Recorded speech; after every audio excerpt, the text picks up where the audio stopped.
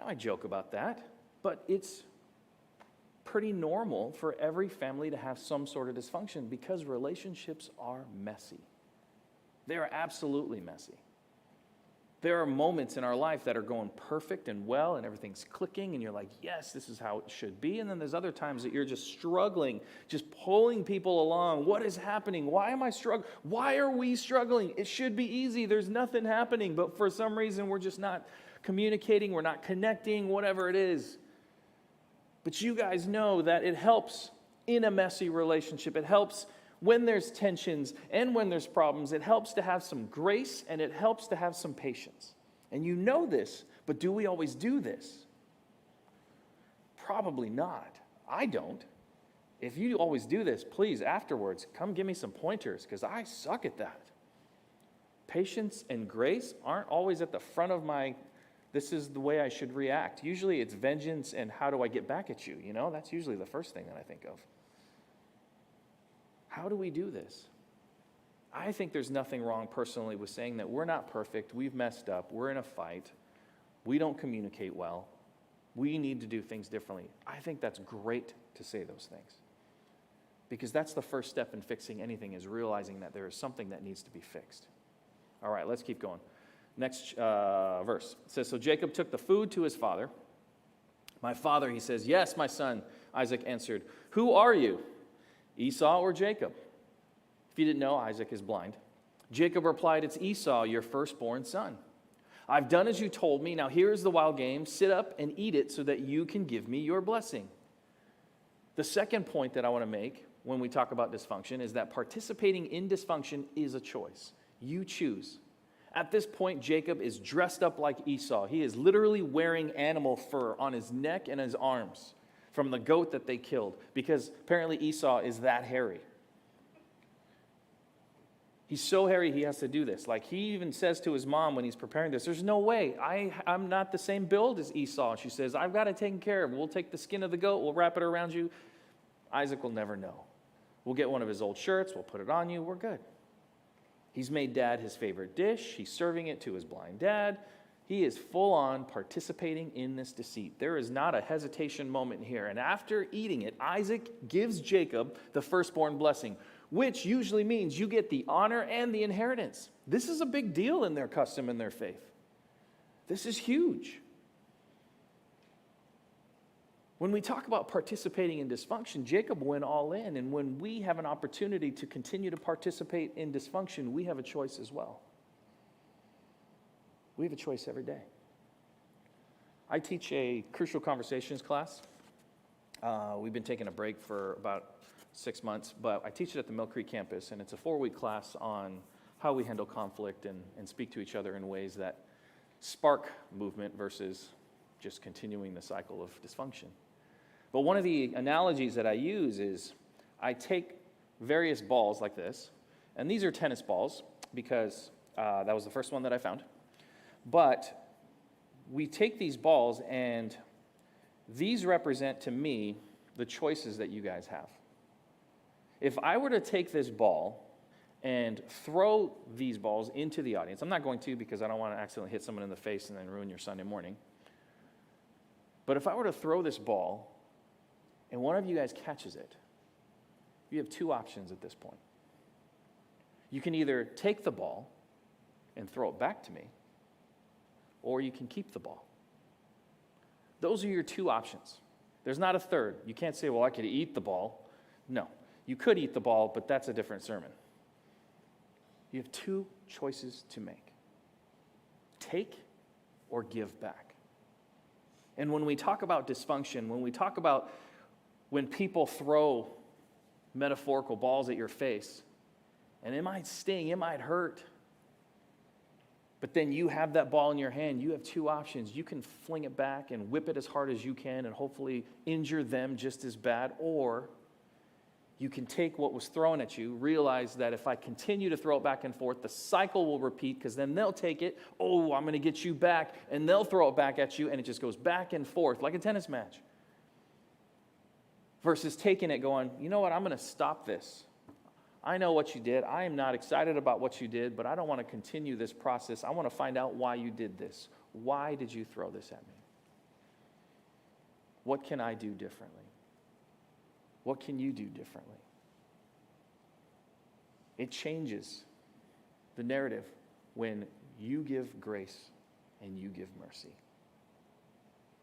But I know that's not easy because if you're like me, if one of you guys just threw a tomato at me while I was on stage, I would pick it back up and I would huck it even harder back at you. And I've got mad aim and I would hit you in the face. I'm telling you right now. I've got weird mad aim. Those carnival games, I destroy them all. I don't know what it is. But that's my first reaction. But we all have this choice when we have this to either keep it going or to put it down and to resolve. But it's our choice. And in the story of Esau, we get to see that his reaction is coming to this major theft that Jacob has just done. He comes home ready to receive his blessing. He just went out, killed something, I don't know what, but he's got the stew ready. He shows up. Dad, I'm ready. I've done exactly what you've asked me to. Now bless me. Let's go. And Isaac says, so about that, I already did it. If it wasn't you, then who was it? And that's where we pick up with Esau's reaction in verse 34. When Esau heard his father's words, he let out a loud and bitter cry. Oh, my father, what about me? Bless me too, he begged. But Isaac said, your brother was here. So he figured it out because there's only two of them. And he tricked me. He has taken away your blessing. And then if we skip a little bit further in the verse, from that time on, Esau hated Jacob because their father had given Jacob the blessing. And Esau began to scheme. I will soon be mourning my father's death. Then I will kill my brother Jacob. Dysfunction has a price. It does. What a reaction from Esau. He's ready to kill his brother. That is a pretty, he doesn't even care that it's his brother. He stole his birthright. He stole my stuff. I'm going to kill him. It seems extreme, yes, but it's a different time. You got to remember that during this time, people literally fought to survive. They fought with other tribes. They fought with people trying to steal their stuff. And there was wars and all this other crazy stuff. There were plagues, fire from heaven. This was a different time. This is a Marvel storyline of times. Like, it is crazy. And in this moment, he couldn't get past his hurt. He's like, oh, man, Jacob stole my stuff again. He couldn't see past his hurt. Couldn't see past the pain, the feelings of anger and bitterness that is just welling inside of him and getting deeper and deeper. Oh, man, I can't stand this guy. What? Oh, I can't believe he's my brother. And it gets worse and worse, and his friends are probably saying the same thing, like, you should kill him. Let's do it. I know a pit. We'll throw him in there. No one will ever know. Let's do this. It is your right. He stole from you. An eye for an eye. Let's do this. And this bitterness festered and grew and became toxic. That's what happens. It grows. Years ago, I had a professor, and I don't know if I can say his name, but I'm going to anyways. Dr. Samuels.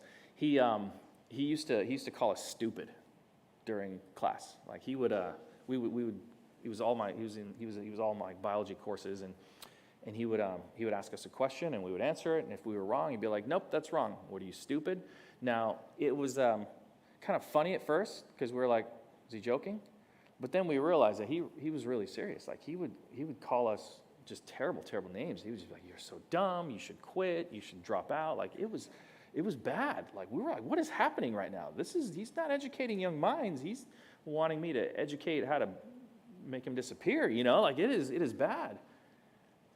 And he's just going off, and I had at least 2 or 3 classes with him every single year, and it wasn't until the end of my second year, it was my start of my third year, that I finally snapped. He was calling someone else stupid he wasn't calling me stupid. He called me stupid a bunch of times, and I didn't like that, but I didn't do anything. And then he started, there was a young lady that she was one of the smarter kids in our class, and he's like, you're just dumb. You're just dumb. I can't believe you gave that answer. And I just snapped. And I said, you cannot call people stupid. And he's like, what? I said, you can't call people stupid. Why would you do that? Why would you even think to do that? How does that make us want to be better when you're calling us stupid? And he's like, well, you're not listening, you're not paying attention, you're not smart enough, you're not good. And he's saying all of these reasons why he thinks we're stupid, but I had enough. And I was just like, man, this is not okay. And I called him out on it. And after I left class that day, well, let me be more specific. After I was kicked out of class that day, the other students started speaking up as well too. And there were a few other students that said the same thing, and they voiced their issues. They said, Dr. Sams, you can't call us stupid. That is just not okay. You can say we're wrong. You can say how you want us to do it right. But really just tearing down our character and our reason for wanting to do what we have, this is not okay. And to his credit, he began to change after that. Not everyone would do that. And he's a little bit older, so he was a little bit more set in his ways, but he could have stayed in his pattern of behavior. He could have continued to just be like, you know what, I've been doing this for 30 years. You guys you've been in with me for 2 years at the most. Forget it. I'm going to keep doing it. But he didn't do that. He changed his pattern. And it was crazy because I remember it wasn't immediate. The next class, he was still like, what do you do? Super, and he would like catch himself. But he stopped he tried to stop doing, let me try this again. English is hard sometimes. He tried to stop saying those things about us. And you could see this noticeable behavior, and every class became tolerable, and then eventually it actually started becoming fun. It was crazy. The next year, it was like he was a different person. It was like he got a personality transplant. And he would make jokes, and he would have fun, and if someone gave the wrong answer, he's like, nope, that's not right, but let's find the right answer. And he would just move on. And I remember going, wow, that's great. He decided to change. His expectations of us didn't change. He was still a very tough teacher. His grading system was really difficult. But the way that he behaved changed. The way that he approached us changed. And that's all that we can do, is to change our own heart.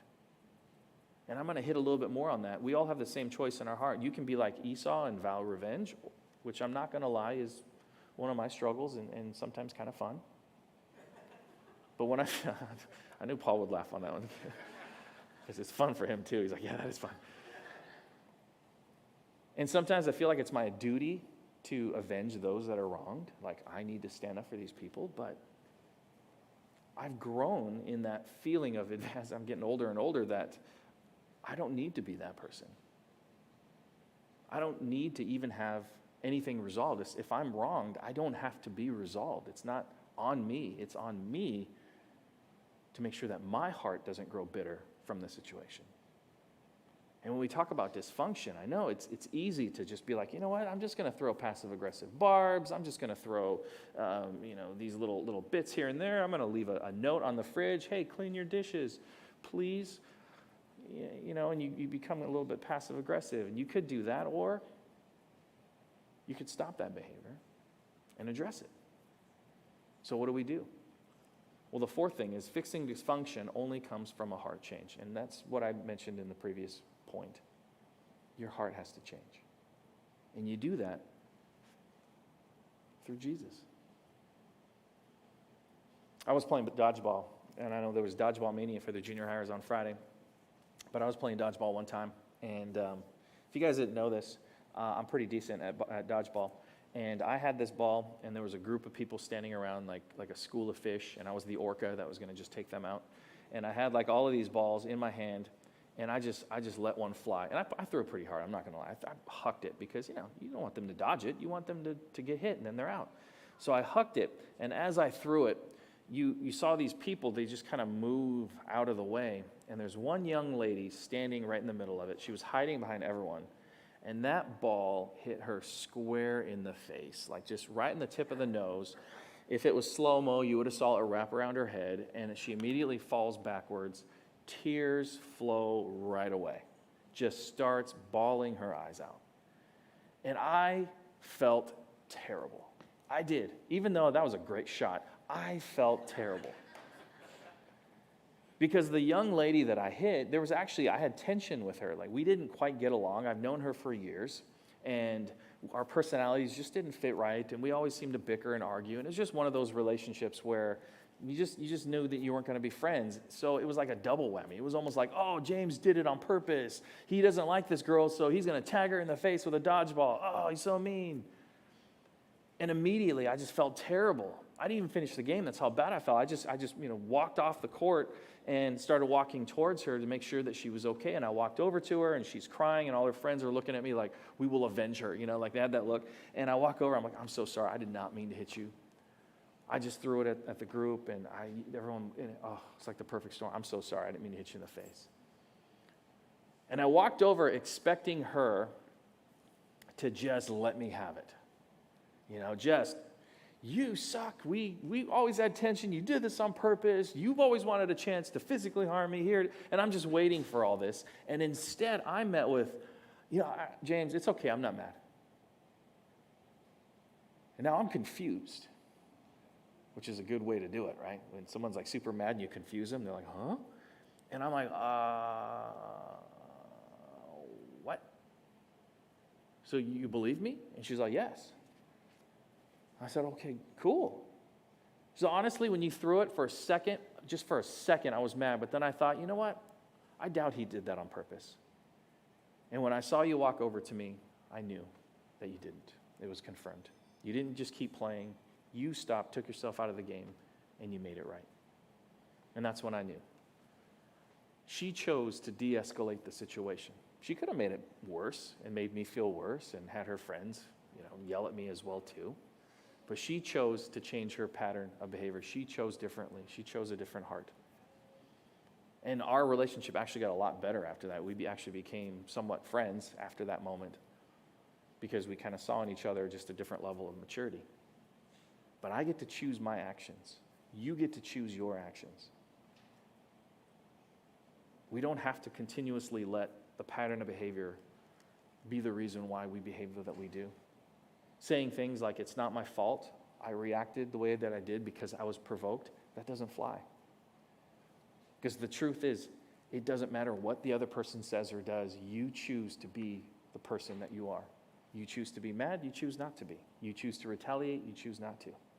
That is a choice that we make. No one can physically make you mad. You make yourself mad. Now, they can do stuff that helps you get there faster, but it doesn't mean that they can do it. They can't reach into your mind and go, mad button. That doesn't work. That doesn't exist. Your heart is the difference. And when you align your heart with what God is doing, when you align your heart with Jesus and the work that he has done and the fact that that dude of anyone on this earth had every right to take vengeance, chose not to. If you align your heart the way that he does, you will change. You will be different. And hopefully, you'll change to the better the way that Esau and Jacob did. We're going to pick up in a verse here in a second, but Jacob ran away for 20 years after this moment. He was so scared of being killed by his brother that his mom convinced him to go and live with his uncle.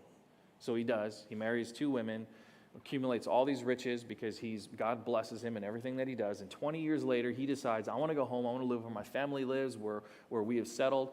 But he has a major Esau-sized hole in his plan. Remember his brother that wants to murder him? The professional hunter that has an army at this point of 400 men? This guy wants him dead. But Jacob goes anyways. He has faith that God is bigger than the situation. So this is where we pick up. Then Jacob went ahead, and as he approached his brother, he bowed to the ground 7 times before him. Then Esau ran to meet him, embraced him, threw his arms around his neck, and kissed him, and they both wept. Fixing dysfunction comes from a heart change. Yes, God worked with Jacob. If you didn't know this moment that he has with Esau, the day before, the night before he has this moment, he literally wrestles with God. He wrestles with God all night, and finally God says, let me go. Jacob says, if you bless me, I'll let you go, and he lets him go, and he becomes Israel after that point. But we always overlook the Esau moment. We see the Jacob moment, right? He's wrestling with God, and there's Peniel, and he sends his army, and Jacob's ladder, and all this other stuff, and the 12 tribes come from Jacob, and so we focus on him, but we forget that Esau was one of the brothers as well, too.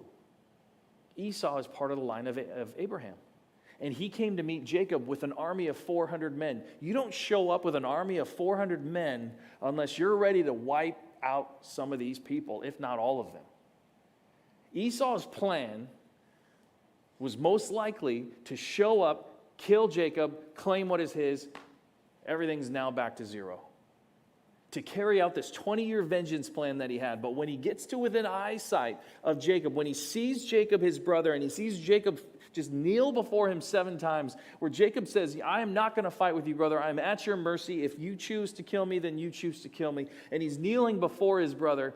He didn't drive his sword into him. What does he do instead? He hugs him. He embraces him. He kisses him. He weeps with him. Esau chose to forgive Jacob, which means that God must have changed his heart, because he came ready to slaughter. But in the moment, he didn't. He wrestled with God, and God changed him. There's no external fix to dysfunction. You can't do a bunch of jumping jacks or paint yourself green. Can't change your diet. Can't change your job. That's not how you change dysfunction. You change dysfunction by wrestling with an internal heart change. That's how you do it. And the best way to do that is by aligning yourself with what God wants for you. By following Jesus. The first step out of dysfunction is letting God change my heart. And I want you to remember that. We have a chance to keep doing the same things and hucking balls back and forth over and over again, or to put it down and say, I'm going to change myself. I'm going to change my heart. I'm going to create a new path. I'm going to go down a new way. I'm going to speak differently. Just like my old professor, he changed. I mean, he was mean for 2 years, but then when he was called out, he let God do work in his heart. You all have that same opportunity. So in this moment, this is what I'd like to do. I'd like to do a reflection exercise. The band's going to come back up here, and we're going to close with a song, and we're going to kind of meditate on this after this. But either in your notes program, if you guys grabbed a program on the backside, there's a little space for notes. I'm going to ask you 3 questions or 3 responses, or if you don't have one, you can just do it on the notes of your phone. And I want you to really ask yourself these questions. And the first one is, what did they do to you? Again, I told you in the beginning, it's most beneficial to think of people that you already have some dysfunctional issues with, to kind of relate to this topic a little bit more. But I want you to think about some of those people in your life that you have major tension and dysfunction with. And I want you to write down, what did they do to you? The second question was, what was your part in it? To assume that you are completely innocent is probably not accurate. If you were being 100% honest, you would say the same. So what was your part in it? Were you selfish? Were you dishonest? Were you fearful? Fear can drive actions as well too. Were you fearful? Those are the things that I want to ask. And then the last thing is ask God to remove the defects in you. I want to encourage you to take these questions. If you can just write them down and answer them now, you can answer them during the song, you can answer them later. If you want to reflect on them more, it's your call. But honestly, if you do not address those things, it will fester and grow and become more bitter until it has taken a hold of your heart and you are a person that you don't want to be. So I encourage you to start taking those steps now, recognizing that we all have dysfunction. And in order to remove dysfunction, we need to ask for God's help, but then we need to change and put down the ball and stop the pattern of behavior. Let me pray for those, and then we'll continue in service. Heavenly Father, I pray for these things, Lord, the things that have been done to us, God. People make decisions that affect us. I pray, Father, that we begin to recognize that we can't change other people, but we can change ourselves. So, God, I pray that that statement gives us freedom. I pray for our own part, Lord, if we need to ask for forgiveness as we've contributed to dysfunction. I pray for that. I pray that we're bold and courageous and not passive-aggressive, that we step forward wanting, Father, to resolve. And the last thing, Lord, I just ask for your help. God, help us where we cannot, where we are weak, where we are missing, what we lack. Father, I pray that you fill in those gaps. We're so grateful for you. And we ask for these things, Father, and the freedom that comes with restored relationships. In Jesus' name, amen. Will you stand with me as we sing?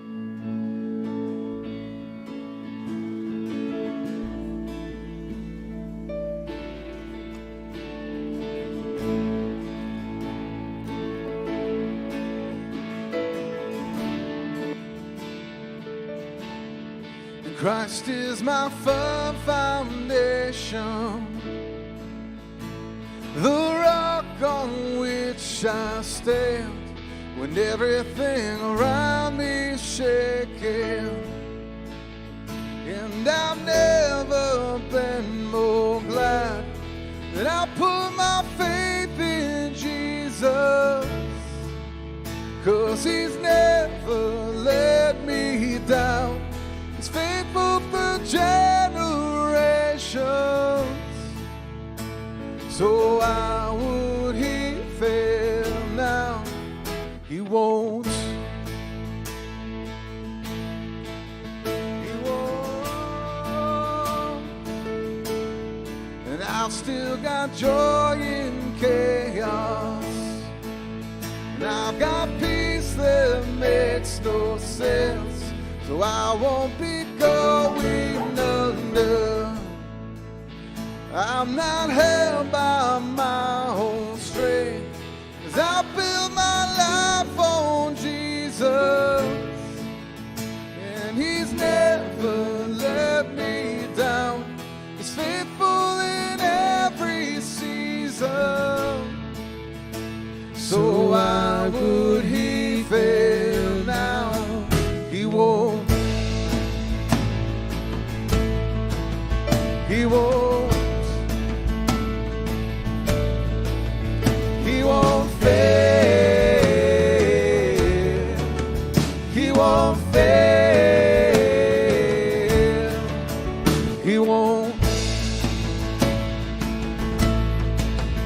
He won't. He won't fail. He won't fail. And Christ is my firm foundation, the rock on which I stand when everything around me is shaking.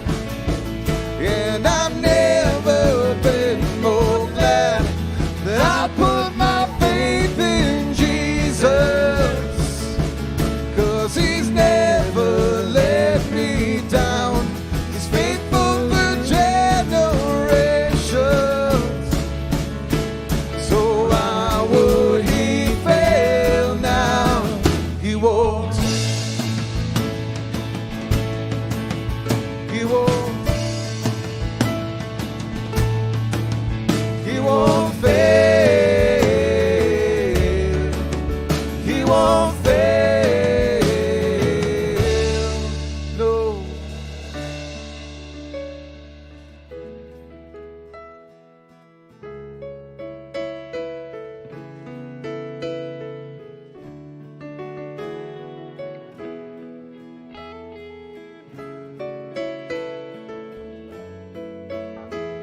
Oh, rain came, wind blew, but my house was built on you, and I'm safe with you, and I'm gonna make it through. Oh, rain came, wind blew, but my house was built on you, and I'm safe with you, and I'm gonna make it through. Yeah, I'm gonna make it through, 'cause I'm standing strong on you. I'm gonna make it through, 'cause my house was built on you, and Christ is my firm foundation, the rock on which I stand when everything around me is shaking. And I've never been more glad that I put my faith in Jesus, 'cause he's never let me down. He's faithful to generations. So why would he fail now? He won't. He won't.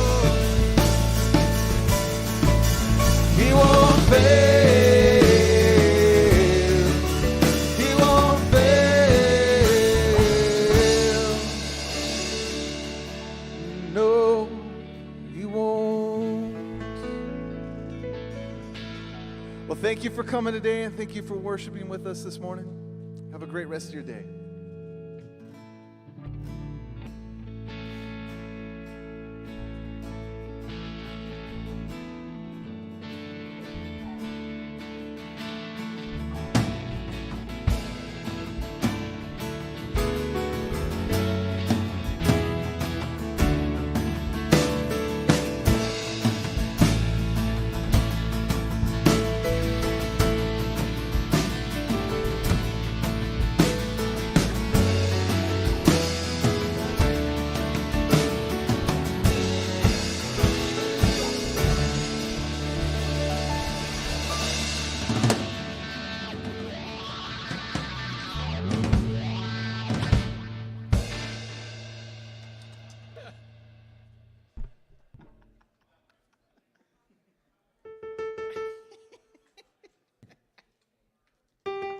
Can you call the? It was like a little wild in the morning.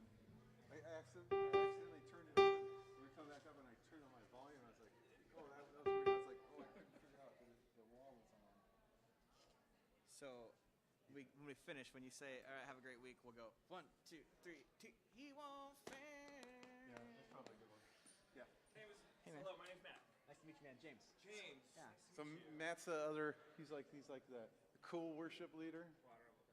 What? Yeah. I would say, right? What would you say? The other worship leader. He's like. Yes, we've been sharing the load. So and James, Yes. right? Awesome. It's going to be easy for you guys to remember. Yeah. I mean, like, yeah, just kind of keeps things going. Yeah. And you're from the Hit, right? So, I actually live in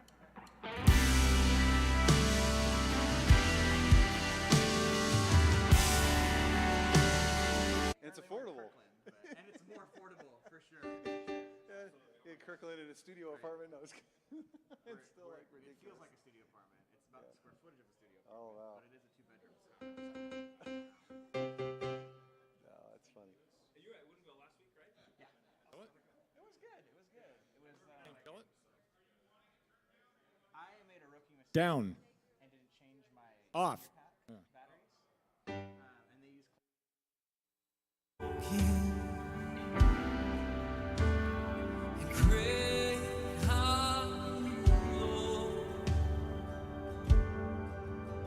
It's your breath.